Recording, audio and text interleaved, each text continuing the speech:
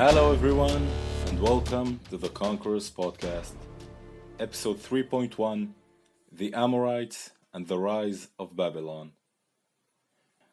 In order to tell the story of our next great conqueror, we will continue from where we left off in our previous episode, the fall of the Akkadian Empire. So let's continue. During the reign of Sargon's great-grandson, Shar-Kali-Shari, the empire faced several major challenges simultaneously. The usual internal rebellions in Mesopotamia, especially in Sumer and by vassal kings of the empire. Raids of a people called the Gutians who inhabited the Zagros Mountains in the east, which had already begun during the reign of his father, increased. But the worst seems to have been a severe drought or a series of droughts that hit the empire and lasted for many years. This drought was caused by a severe climactic event that seems to have contributed to the fall of not just the Akkadian Empire, but also of the Old Kingdom in Egypt, the Indus Valley Civilization in India, and of the Liangzhu culture in China.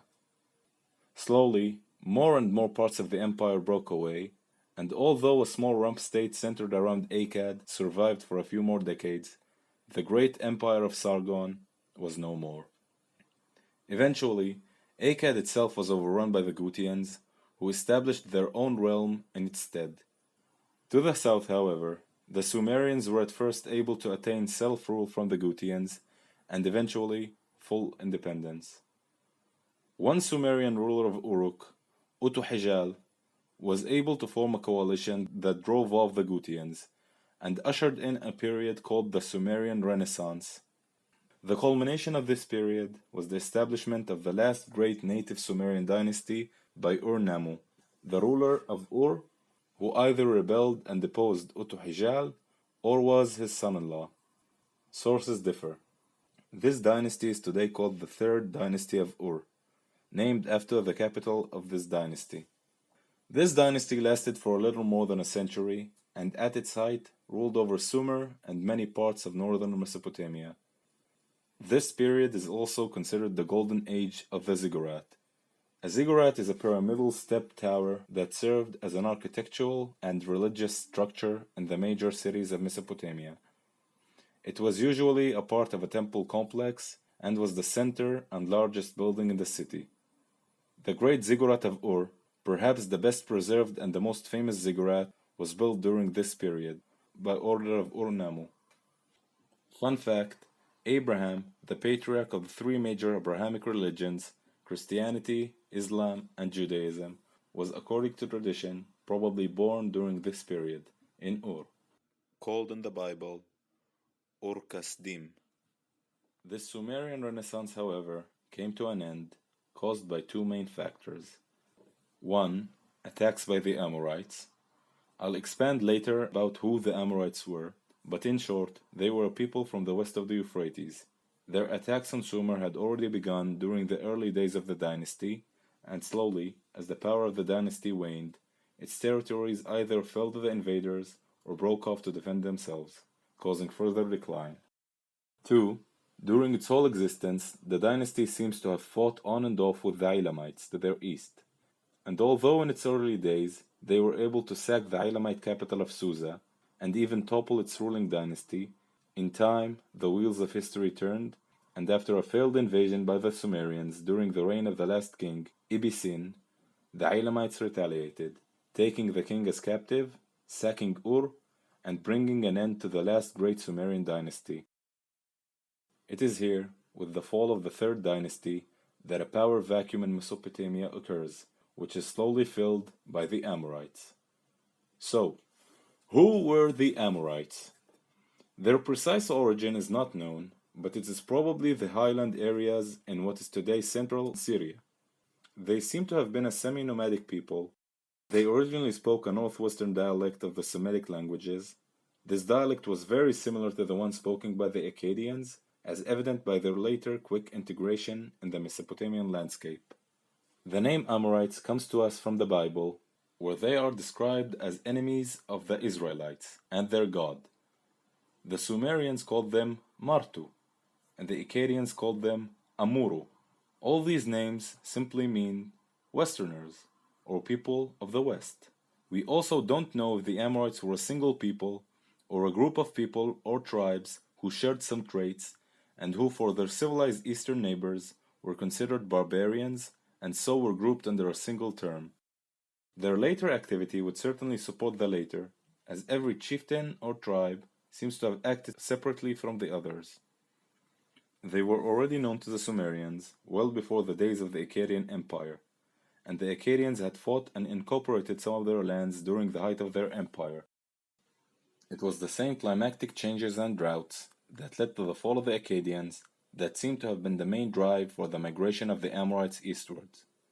Also, no doubt that the rumors of the riches of Sumer and Akkad played a part. The Amorites took advantage of the power vacuum in Syria and northern Mesopotamia to expand, and expand they did, and fast.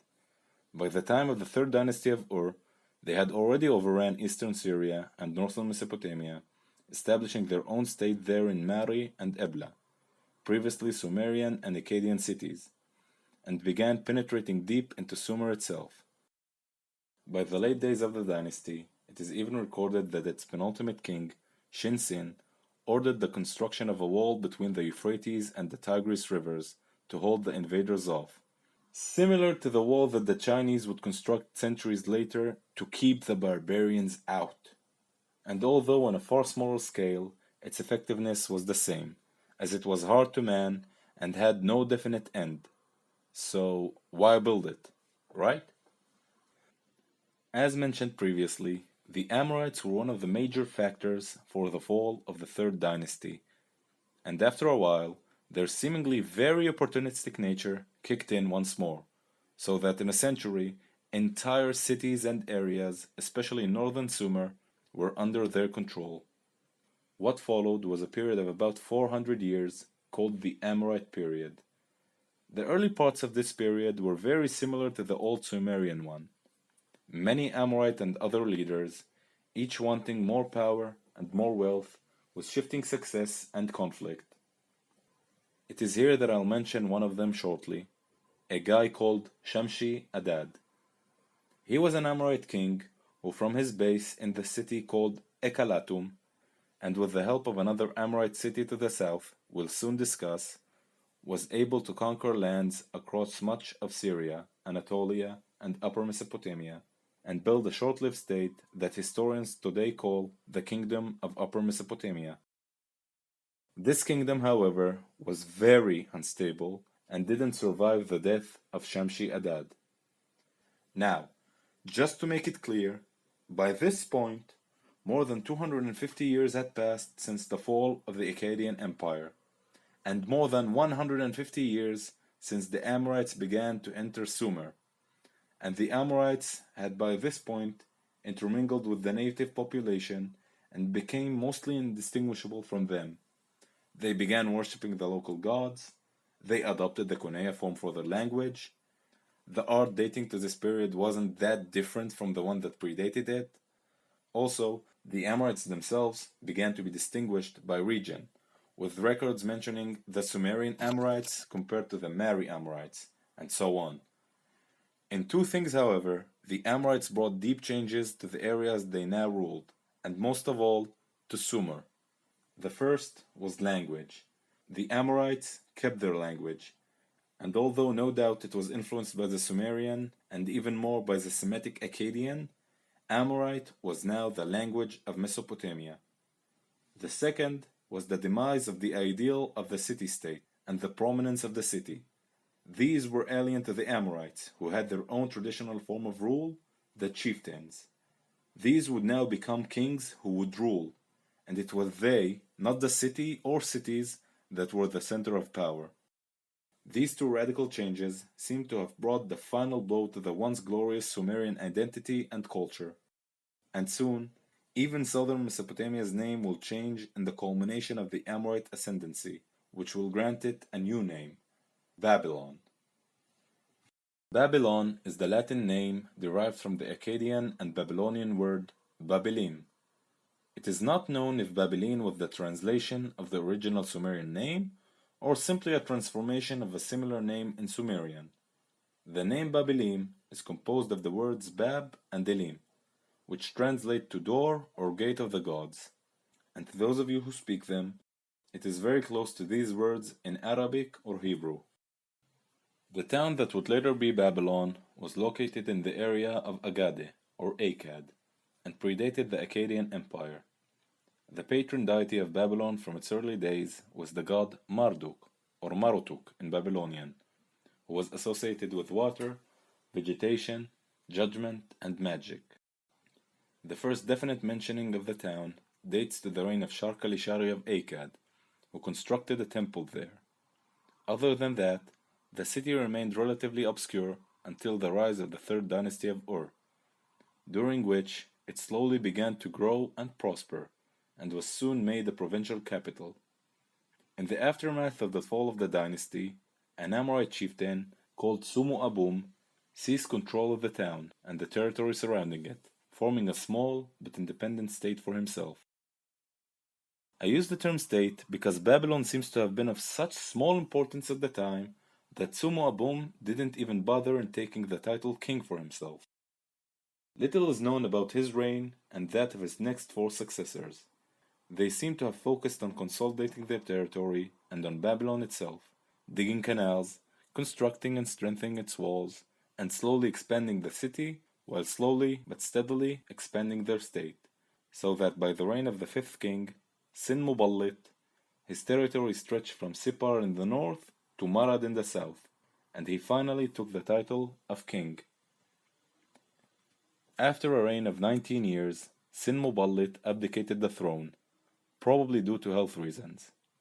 By now, although the kingdom of Babylon was a well-established player in local geopolitical affairs, it was still a small kingdom overshadowed by many stronger and larger neighbors, some of whom were also just starting their own path of expansion. To the southeast of Babylon was the most powerful state in Sumer at that time, which controlled most of that area, the Amorite Dynasty of Larsa. That dynasty rose to prominence a generation before, and at that time was at the height of its power under Rim-Sim and was in an on and off conflict with Babylon. Between Babylon and the territory of Larsa lay the city of Isin, which, although under Larsa's hegemony at this point, was more of a buffer zone between the two states, being constantly raided and falling for a short time to Sin-Muballit's troops 2 years earlier. To the northeast lay the territory of another rising power in the area, the expansionist state of Ishnuna, under its ruler Dadusha. To the east, beyond these two states, lay the ever-hostile Elamites. To the northwest was the Amorite kingdom of Upper Mesopotamia, founded by the aforementioned Shamshi-Adad, who by now shared power with his two sons, with each one of them ruling from a different city, Mari, Ikalatum, and Shubat Enlil. It was into this complex and difficult situation that a young prince called Hammurabi ascended to the throne of Babylon. And although today he is remembered most of all for his law code, and for the expression an eye for an eye, it was through diplomacy, political shrewdness, and conquest that he would set out on the path of turning his small kingdom into an empire, and his city into one of the greatest and most coveted cities in the world. Thank you all for listening to the Conquerors podcast. If you like the podcast, don't forget to rate it and press the subscribe button. Your reviews and comments are most welcome. You can leave them on the podcast's Facebook page called The Conquerors Podcast, a YouTube channel with the same name, or on iTunes or any platform you guys use to listen. You can also contact me directly at theconquerorspodcast@gmail.com. Join us next time for the story of Hammurabi, the Lawgiver.